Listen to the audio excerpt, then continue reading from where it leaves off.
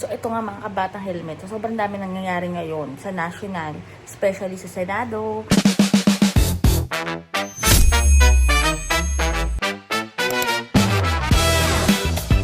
Sa paghahanap kay Mr. Bato de la Rosa, ito, punta muna tayo sa lokal. Magbabalita tayo hinggil naman dito sa speech ni Mayor Leni Robredo sa pag-commemorate ng 68th birth anniversary ni Sec Jess Robredo. So, napakaganda ng mensahe ni VP Leni, ni Mayor Leni. Talagang nakaka-uplift at talagang may pag-asa pa rin despite sa lahat ng mga nangyayari ngayon sa national, sa bansang Pilipinas. Pero ito, panoorin niyo muna. Reyna Aga po sa Indogabos, Vice Mayor Gabby, Councilor Elmer, Councilor Frank, Councilor Jude, Councilor Nathan, Councilor Ason, Councilor Jeffson, di ko alam kung may na-miss ako, Ma'am Susan, nasabi ko na. Ma'am Susan, saka po si Bilog na DepEd family, si Satuya pong mga barangay officials, yan po si mga kapitan, ibang mga barangay kagawad, si mga uniformed personnel, Colonel Fariñas of the Philippine National Police, Chief Inspector Barandon of the City Fire, our City Fire Marshal, Jail Inspector Kipte of the BJMP Female Dorm, Jail Chief Inspector Ralph Bobis of the BJMP Male Dorm, Mr. Mark Glorioso, Shrine Curator of the JMR Museum, sigabos pong mga department heads, all the City Hall employees who joined us today, City Youth officials, si mga SK officials, sigabos pong nakisumaro sa satuyang pagrumdum, unya na aga, maray na aga po giraray, arog po kan sinabi ni Butch, kami po bilog na pamilya mi, permi po kaming nagpapasalamat, nadawa sa halawig na panahon, 14 years this year, aday man giraray nakakagirumdum ang kadaklan. Bako lang during his birthday, pero pati po during his death anniversary. Sa kasibutan kan sa to mga buhay, dakulang bagay po para sa muya kan mga aki, kang mga tugang ni Jess na apuera sa muya, pinapamati man giraray kang gabus ang sa indang pagpadangat kay Jess. Kami po, siguro liliputan ko lang ang mensahe. Si mga leksyon na naadalan ko kay Jess, mati ko man po ito poon kang nag-congressman ako, hanggang kang nag-vice president ako, hanggang private citizen. Pero siguro permi kong nagigirumduman si mga sinasabi niya sa kuya, ngunya na mayor na ako. First position ko po ining kinaputan, nagaro kinaputan niya man. Ade kaya siya nag-congressman, mayo man siyang national position na kinaputan, pera na lang po hindi ILG siya. So, permi ko siyang pagigirumdum. Ngunyan, dawa po ba kong intentional, permi kong garo na nadadangog ko si mga komentaryo niya kadto.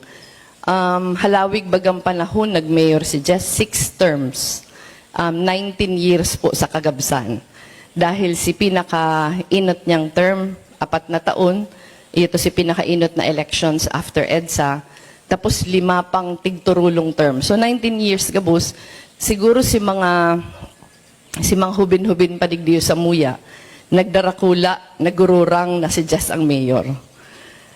Pero siguro po, di ko aram kung apuera ki Vice Mayor Gabby.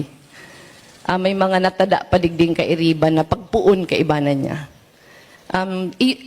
Ito pong mga nagigirumdumang kung pigtataram niya sa kuya ngunyan, bako kang smooth sailing na si pag-mayor niya. Pero si Gabos na nagigirumduman ko, katong nagpupuon pa sana siya. I'm sure si Vice Mayor Gabby Iuman, taka naglaog po si Jess sa City Hall, kaibanan niya na si VM. So iyon pong mga nagigirumduman ko, mga tinataram niya dati. Iuman si nagigiya kan sa kuya mga desisyon. Igong saro, kung permi niyang sinasabi, dahil ko aram kung girumdum pa ini ni VM, ang permi niya katong sinasabi na, pag mayor ika, dahil mo na ambisyonan na permi sana sa imong ugma ang tao. Tapag leader ka, kadakol kang mga difficult decisions sa gigibuho na may maaanggot sa imo. Permi ko po yung pagigirumdum ko niyan, permi niyang sinasabi, kung habo mong may maaanggot sa imo, di ka na mag-mayor, mag-cruising-cruising ka na sana. Yan ang permi niya sinasabi dati. So, ako man po, siring man, garo in the face of difficult decisions, lalo na pag may mga gusto kang baguhon, may mga gusto kang ipautob na iba sa kinatudan, dipisil siya dahil igong resistance, dipisil siya dahil igong day mo ugma. Pero pigigirumdum ko na lang, mas marengani ang tinitindugan ko ngunyan kesa katong pigtindugan niya kan siya napuon pa sana. Na ibang-iba ang konteksto katungon niyan, pero si mga adal yaon. Kami po, kaming pamilya niya, termiming matian sa iyang presensya dahil hanggang ngunyan, sa mga importanteng okasyon, may birthday, anniversary, may kadipisilan na pigaagihan ang pamilya, may physical manifestation po sa mo, permi. Ang physical manifestation sa mo, sarong brown butterfly. Iyan po pati na, ang sa Manila po nakaisar kami sa sarong kondo. Ang kondo mi po nasa 18th floor. Nagangalas po kami kung taano pag may birthday anniversary, yaon po sa kondo mi. Ang dakulaon na butterfly, day mi aram kung paano siya nakakasakat sa 18th floor. Paminsan, yaon siya sa kwarto mi, yaon siya sa kwarto kon mga aki, nasa kakanan. Pero permi po yan nangyayari. Katong mga kandidato akong VP, sa mga pinakadipisil na pinag-agihan mi kan mga aki, yaon siya day nagahali. So perming si manifestation yaon, may saro lang na exception na bako siyang brown moth.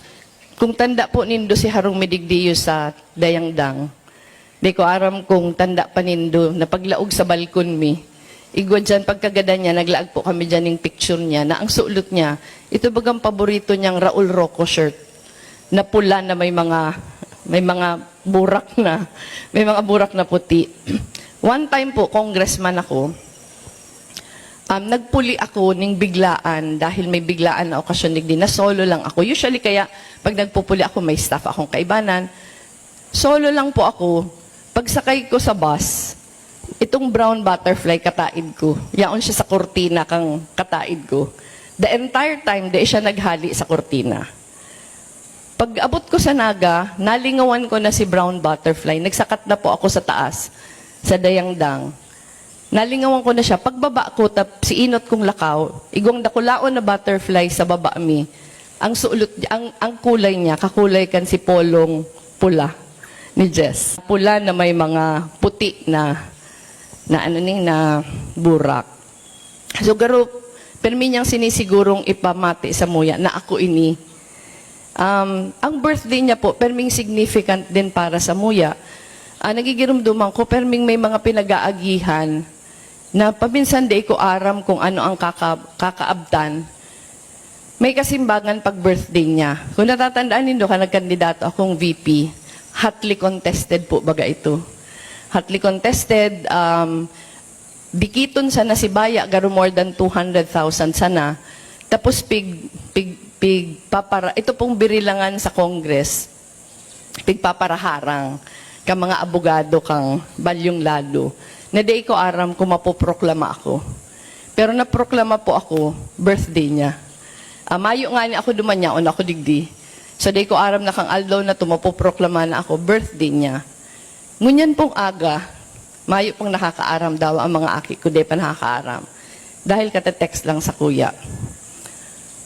Igo po akong bareta na nako agiraray ko niya na aga. Hali sa Malacanang. Ang bareta po, pinirmahan na ni Presidente si proclamation na highly urbanized city na ang Naga. Ngunyan sa ang aga. So iyan po, kasimbagan kan sa kuyang kahaputan. Nagpasa si Councilor Uying, pero nagpasa si Councilor Uying ng resolution about it. Pinag-urulayan tawaga. Yan po si Vice Mayor Gabi, saka si mga konsehal, pinag-urulayan ta na ano ba ang pagmati ta? Gusto ta na bang mag-highly urbanized kita o habot ta pa? Iba-iba ang pagmati. Ang iba gusto na, ang iba nagduduwa-duwa, dahil may implikasyon po kaya kung highly urbanized na kita. Kita baga competitive kita, gusto ta permi kitang gana. Bakong iyo. Itong independent component city kita, Dikit-dikit sana ang nagraralaban. Garo, apat sana ang kalaban ta. Kaya permi kita number 1. Pero pag nag-highly urbanized kita, 33 yata ang highly urbanized. Ang 16 dyan, Metro Manila cities na mga matitibay, mayayaman. So ang pinag-uulayan, may paano yan pag nag-highly urbanized kita? Di na kita manggagana sa mga contest. So ako po, ang sabi ko sa Inda, bayain na yan mga contest na yan. Deserve naman kang nagang maging highly urbanized. Pero sinabi ko ito, pero di ko sigurado. Kung si Agum, kung nabubuhay pa siya, pareho man ang siyang desisyon. So saro siyang bagay na nagbabother sa kuya. Kung buhay kaya si Jess, gusto niya kaya mag-highly urbanized kita o dait, competitive itong maray habutong nadadaog. Ang kasimbagan ako niya na aga. Birthday niyang gayo, saka ako pig-text na pirmado na ni Presidente.